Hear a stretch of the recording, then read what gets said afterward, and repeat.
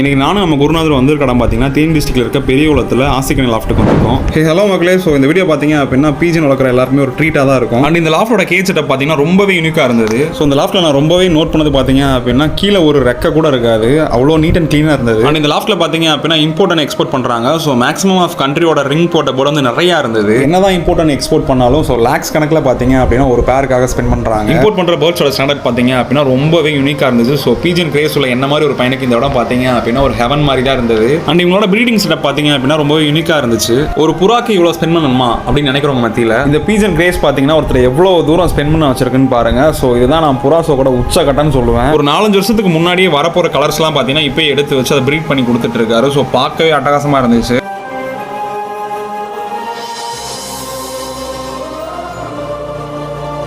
So மக்களே, உங்களுக்கு ஒரு உண்மை சொல்லட்டுமா?